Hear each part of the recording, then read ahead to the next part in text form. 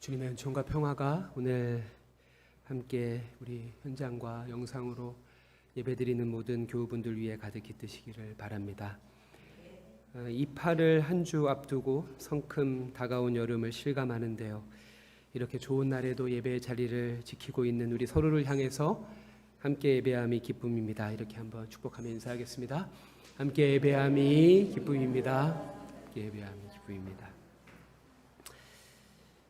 네, 우리 신정희 성도님께서 어린이 주일 다음 주일에 어린이 선물을 준비해 달라고 말씀을 드렸는데 오늘 저녁에 아마 유채혁 간사님이 한 분당 한 명의 어린이에게 선물을 준비할 수 있도록 그 아이들 이름을 개별 카톡으로 아마 알려드릴 것입니다. 오늘은 산상수훈 11번째 설교 말씀으로 또 너희는 기도할 때라는 제목입니다. 마태복음 6장에는 구제, 기도 그리고 금식이라는 주요한 경건의 행위들에 대한 주님의 재해석의 말씀이 연이어 기록되고 있으며 이는 모두 위선을 금하는 것을 그 핵심으로 합니다.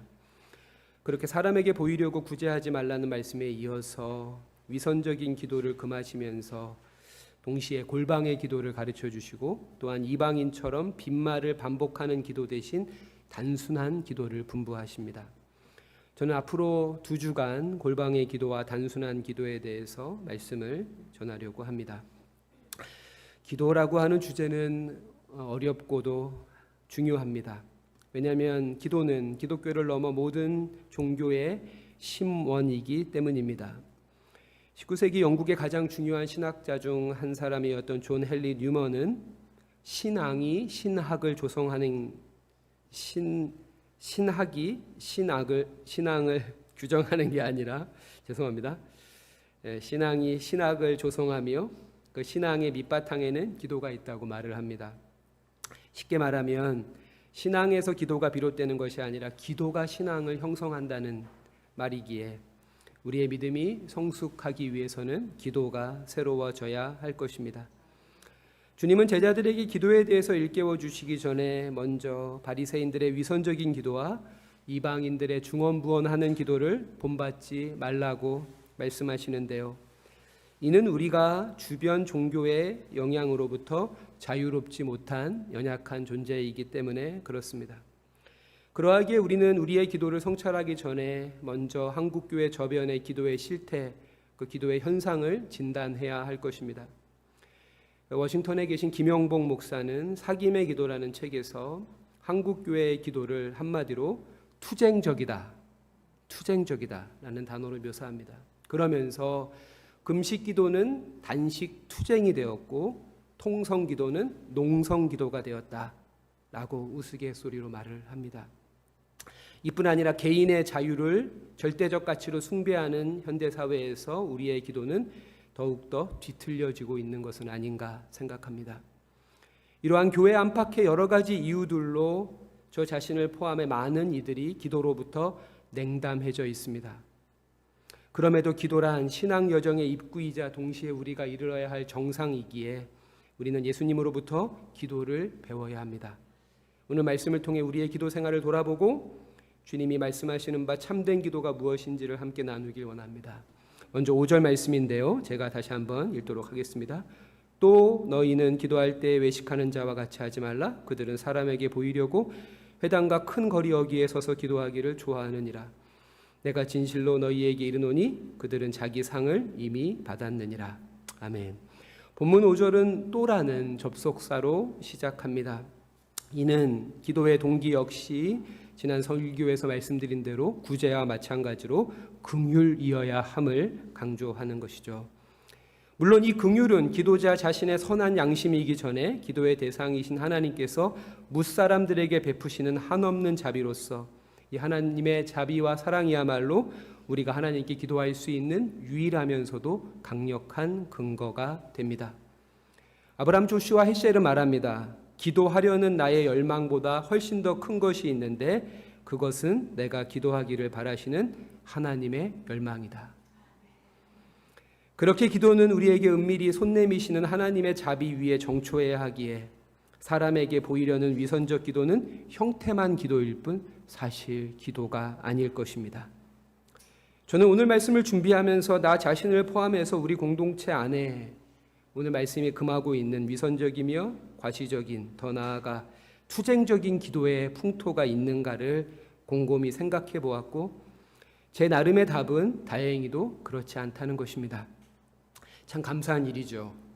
위선의 기도, 과시적인 기도, 투쟁적인 기도가 우리 공동체 안에 있지 않다는 것은 감사한 일입니다. 하지만 그렇다고 해서 우리가 이 말씀 앞에 안도할 수 있을까요?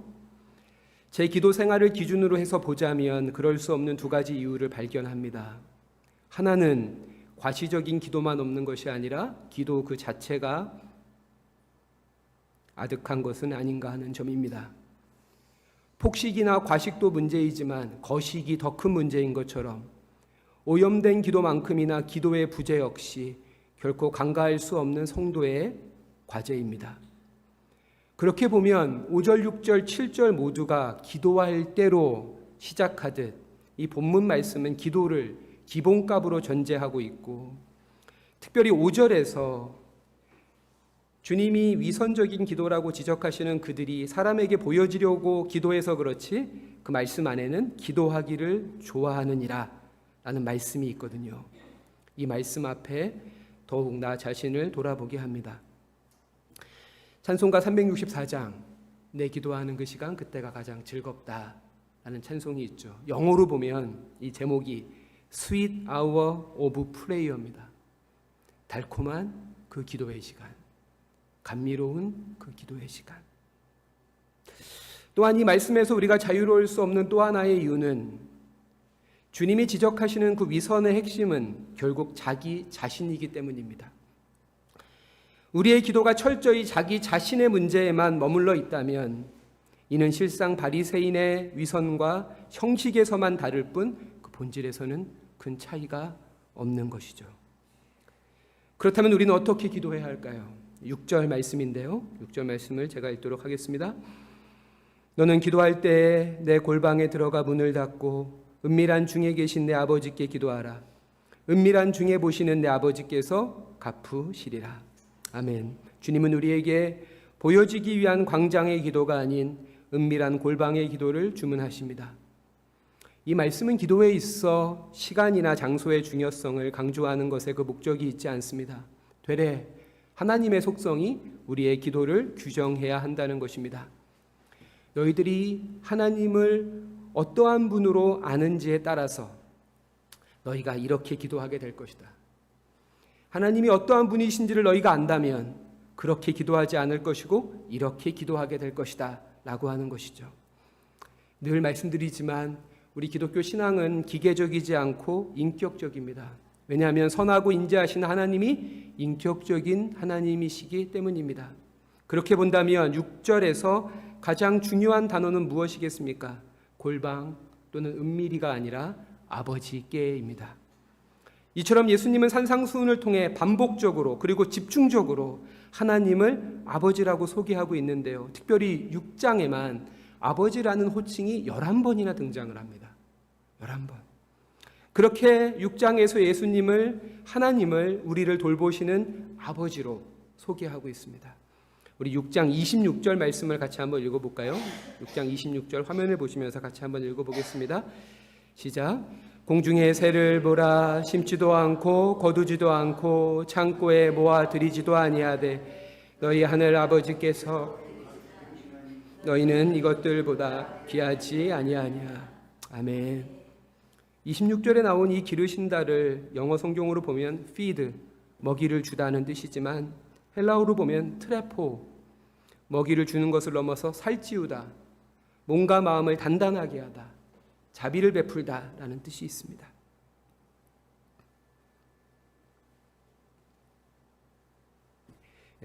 어제는 저희 가족이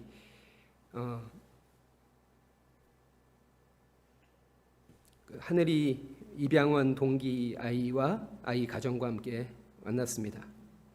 2017년 4월에 하늘이와 함께 입양식을 진행했던 여자아이였는데요.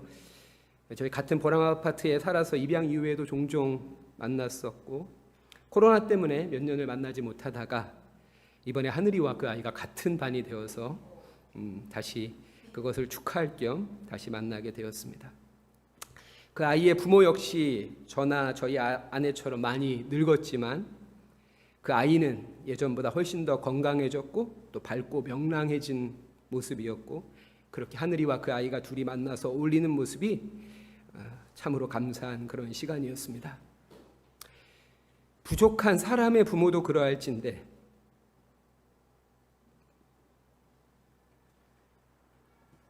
하나님 아버지는 오죽하시겠습니까? 이처럼 하나님은 우리 아버지가 되셔서 우리를 먹이시고 입히우실 뿐 아니라 우리의 마음과 영혼을 부욕케 하시며 우리 모두가 그 자녀됨의 영광에 이르도록 우리의 온 생애 가운데 동행하시며 우리를 인도하시는 분이십니다. 이렇게 하나님을 아버지로 고백하며 또 내가 그분의 자녀라는 믿음 안에서 우리는 하나님 아버지 앞에 담대하게 나아갈 수 있습니다. 히브리서 4장 16절 세 번역으로 우리 같이 한번 읽어볼까요? 시작. 그러므로 우리는 담대하게 은혜의 보좌로 나아갑시다. 그리하여 우리가 자비를 받고 은혜를 입어서 제때에 주시는 도움을 받도록 합시다. 아멘. 우스갯소리 같지만 한 나라의 대통령을 만나는 것도 얼마나 어려운 일인지 야당 대표도 취임 2년이 넘어서야 겨우 만날 수 있게 되었는데요. 하나님의 자녀된 우리들이 언제 어디서나 그 하나님의 보좌 앞에 나아갈 수 있다는 것이 얼마나 큰 축복인지요. 하지만 은혜의 보좌 앞에 담대히 나아간다는 말을 그저 그 하나님의 보좌 앞에 내 가멸진 소원과 야망을 아뢰는 것으로 좁게 이해하지는 마십시오. 이는 우리가 하나님과 더 깊은 사귐을 나눌 수 있다는 것이며 베드로의 표현대로 하면 신의 성품에 참여하게 되는 것입니다. 기도의 핵심은 하나님과 함께함 가운데 하나님을 알아가는 여정이며, 그렇게 우리의 작은 믿음이 자라나 우리 자신을 하나님께 온전히 맡기게 되는 것으로 우리의 신앙 여정 그 전체가 기도입니다. 우리가 기도하며 살아가고 우리의 삶이 기도입니다. 또한 하나님을 아버지로 믿는 믿음 안에서 우리는 비로소 자신만을 향한 이계를 넘어설 수 있고 또한 세상을 이길 수 있습니다. 왜냐하면 하나님은 우리 아버지이시기에 나보다 나를 더 잘 아시고 나보다 나를 더 사랑하시며 나보다 나를 더 아름답고 영광스러운 계획으로 마침내 이를 이루실 것이기 때문입니다. 6절 말씀을 NLT라고 하는 영어 성경 번역으로 보면 화면과 같고요. 특별히 이 중에서 저 붉은색으로 표시된 문장이 매우 인상적이어서 여러분들에게 소개합니다. Go away by yourself. 자신으로부터 떠나라. 한글 성경의 이 부분을 내 골방에 들어가인데요. 내 골방에 들어가를 NLT 성경은 Go away by yourself로 번역을 했습니다. 너 자신으로부터 떠나라. 바로 이것이 골방의 기도의 핵심이라고 생각이 됩니다. 골방에서 기도하라는 주님의 말씀은 기도라는 행위를 감추라는 말씀이 아니라 자기 자신을 감추라, 자기 자신으로부터 떠나라 라는 말이 아닐까요? 기도는 하나님을 향해 내 마음을 여는 것이며 이는 반드시 세상으로부터 끊임없이 유입되는 욕망과 두려움의 문을 닫는 것이 수반되어야 합니다. 우리는 골방에서 세상으로부터 유입되는 욕망과 두려움의 문을 단단히 걸어 잠가야 합니다. 누구는 얼마를 벌었고 저 집은 얼마이고 누구는 어디를 다녀왔고 누구는 무슨 차를 탔는지와 같은 그 소리가 우리의 영혼을 흔들어 놓지 않도록 골방에서 그 문을 닫아야 합니다. 하나님 아버지가 우리를 먹이고 입히시며 돌보고 인도하십니다. 그 인도하심 안에서 우리가 성실히 일하고 땀 흘려 수고하면서 주님 말씀을 따라 하나님과 이웃 그리고 자연을 사랑하며 산다면 부자는 되지 못하더라도 마음을 나누고 또 작은 소유를 나누는 진정한 삶의 부요함을 맛보며 살아갈 수 있을 것입니다. 말씀을 마무리하겠습니다. 칼 라너라는 20세기 최고의 카톨릭 신학자가 있습니다. 많은 사람들이 그를 20세기 최고의 카톨릭 신학자로 손꼽는데 주저하지 않는 이유는 그가 남긴 심오하고 방대한 신학적 업적 때문만은 아닙니다. 또한 그가 지난 세기와 금세기 가톨릭의 수많은 주교와 추기경 교황들의 스승이었기 때문만도 아닙니다. 그가 20세기 최고의 신학자일 수 있는 이유는 그가 기도하는 신학자였기 때문입니다. 20살에 집필한 그의 첫 번째 저작과 죽기 한 달 전 1983년 4년 2월 달에 마지막으로 집필한 그의 마지막 저작 모두가 기도에 대한 것이었습니다. 그렇게 기도의 거장가도 같은 그에게 누군가 질문합니다. 당신은 기도하십니까? 당신은 기도하십니까? 그 질문에 이 칼 나누는 이렇게 답을 합니다. 기도하기를 바랍니다. 그리고 이 겸손한 고백에 이어서 그는 이렇게 말합니다.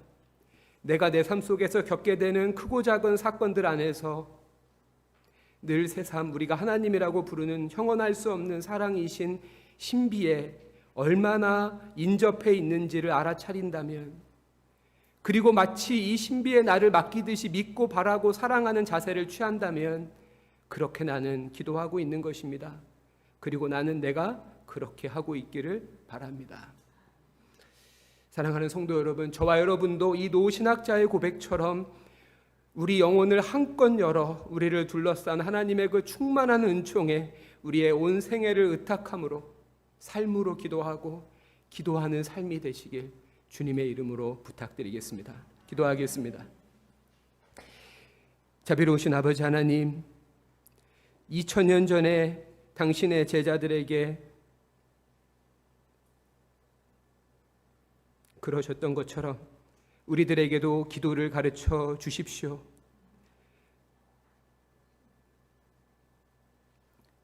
주님의 낯을 피해 사는 우리들이 주님의 그 다정한 얼굴 마주하며 살도록 우리의 마음을 돌이키시며, 그렇게 자신이 중심이 된 공허한 기도가 아닌 하나님의 이름과 뜻, 그 나라를 구하는 충만한 기도를 드리는 기도의 삶을 살게 해주시길 기도의 모범 되시는 예수 그리스도의 이름으로 기도드립니다.